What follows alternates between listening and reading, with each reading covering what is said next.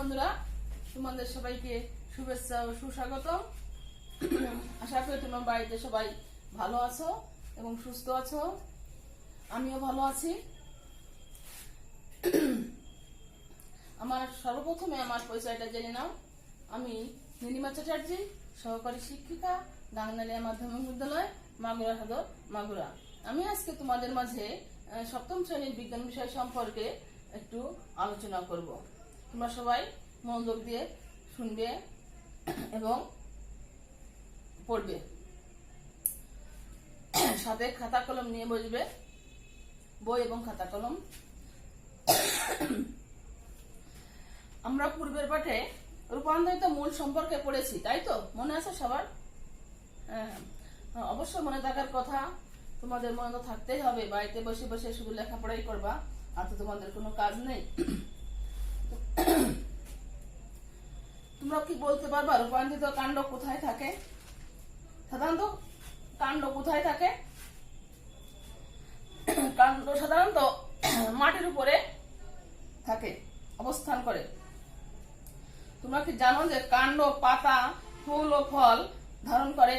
কিন্তু ক্ষেত্র বিশেষের সাধারণ কাজ ছাড়াও বিভিন্ন ধরনের কাজ সম্পন্ন করার জন্য কাণ্ডের আকৃতিগত অবস্থানগত পরিবর্তন ঘটে। এ ধরনের পরিবর্তনকে কাণ্ডের রূপান্তর বলে। তাহলে আমরা আজকে পড়ব আজকের পাঠ।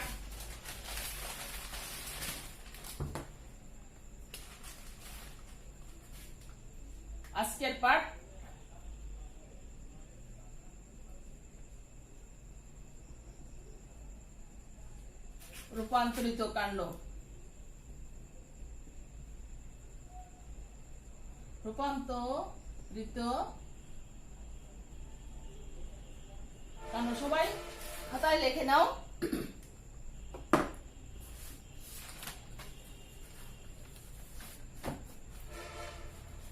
অবস্থান অনুযায়ী রূপান্তরিত কাণ্ড তিন প্রকার। আমরা একটু বোর্ডের দিকে তোমরা খেয়াল করো সবাই, যে অবস্থান অনুযায়ী রূপান্তরিত কাণ্ড তিন প্রকার, যথা ভূনিম্নস্থ রূপান্তরিত কাণ্ড, দুই আছে অর্ধবায়বীয় রূপান্তরিত কাণ্ড, তিন বায়বীয় রূপান্তরিত কাণ্ড।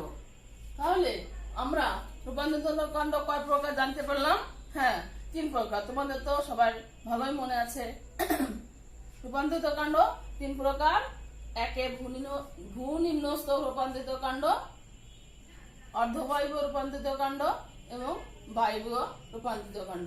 তো আমরা একটা একটা করে জানি যে ভূনিম্নস্থ রূপান্তরিত কাণ্ডটা কি, সেটা আমরা এখন শিখব। সবাই বই খুলবে এবং আমার বোর্ডের দিকেও খেয়াল করবে যে আমি কি শিখাচ্ছি, কি বলছি তোমাদেরকে। একটু মন দিয়ে শুনো। প্রতিকূল পরিবেশে টিকে থাকা, খাদ্য সঞ্চয় এবং অঙ্গজ উপায়ে বংশ বিস্তার করার জন্য কিছু কিছু উদ্ভিদের কাণ্ড মাটির নিচে বৃদ্ধি পায়। এ ধরনের কাণ্ডকে ভূনিম্নস্থ রূপান্তরিত কাণ্ড বলে। এরা চার প্রকারের, যথা স্ফীত কাণ্ড, মৌলকাণ্ড বা রাইজম কাণ্ড ও গুড়িকাণ্ড। তাহলে প্রতিকূল পরিবেশে টিকে থাকা, খাদ্য সঞ্চয় এবং অঙ্গজ উপায়ে বংশ বিস্তার করার জন্য কিছু কিছু উদ্ভিদের কাণ্ড মাটির নিচে, অর্থাৎ যে ভূনিম্নস্থ বলতে কি বোঝায়, যেটা হলো মাটির নিচে যেটা অবস্থান করে সেটা হলো ভূনিম্নস্থ কাণ্ড। মাটির নিচে প্রতিকূল পরিবেশে টিকে থাকা, খাদ্য সঞ্চয় এবং অঙ্গজ উপায়ে বংশ বিস্তার করার জন্য কিছু কিছু উদ্ভিদের কাণ্ড মাটির নিচে বৃদ্ধি পায়। এই ধরনের কাণ্ডকে ভূনিম্নস্থ রূপান্তরিত কাণ্ড বলে। এরা চার প্রকারের, যথা স্ফীত কাণ্ড, মৌলকাণ্ড বা রাইজম কাণ্ড ও গুড়িকাণ্ড। স্ফীত কাণ্ডটা কি? এটা তোমরা কি দেখতে পাচ্ছ? এটা একটা আলু। এটা হলো স্ফীত কাণ্ডের উদাহরণ। একটা আলু, এর চোখ, এই বিভিন্ন অঙ্গ প্রত্যঙ্গ আছে। এটা হলো স্ফীত কাণ্ড, অর্থাৎ ভূনিম্নস্থ রূপান্তরিত কাণ্ড। মাটির নিচে যেটা থাকে সেটা হলো ভূনিম্নস্থ রূপান্তরিত কাণ্ড।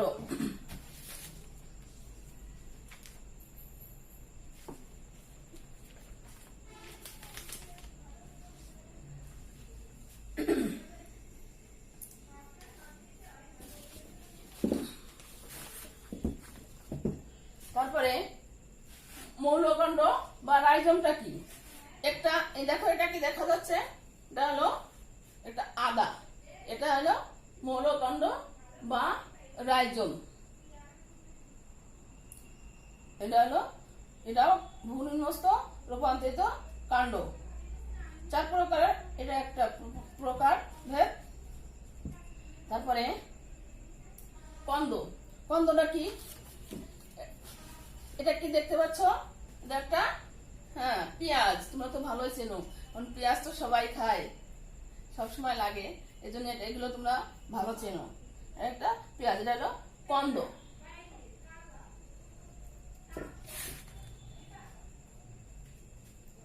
ঠিক আছে, আমরা ভূমিন্যস্ত রূপান্তরিত কাণ্ডটা তোমরা এখন একটু বলার চেষ্টা করো।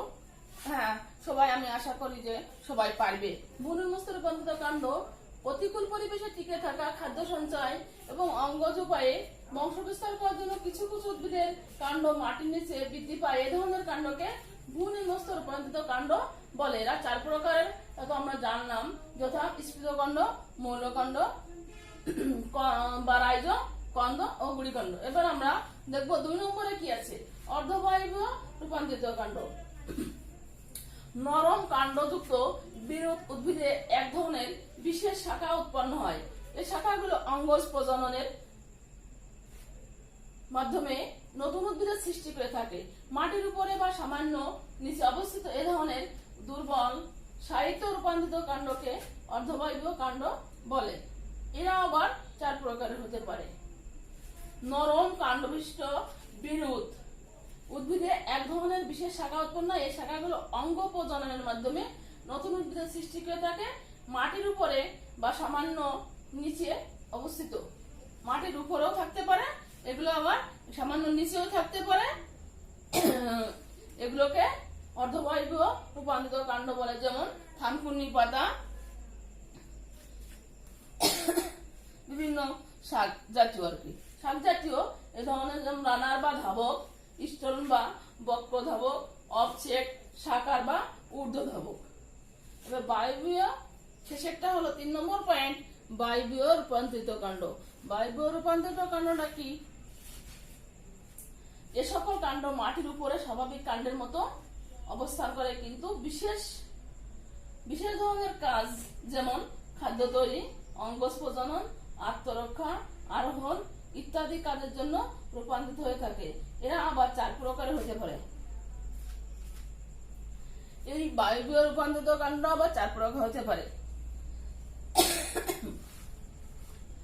সেটা আমরা আস্তে আস্তে জানবো। একবার আমরা তো বেশি শিখতে পারবো না, একবার বেশি শিখলে হজম করতে পারবো না। তোমরা এগুলো একটু মন দিয়ে এখন পড়ো, আমি একটু পরে তোমাদের আবার ধরবো যে তোমরা কেমন পারলে, বুঝলে?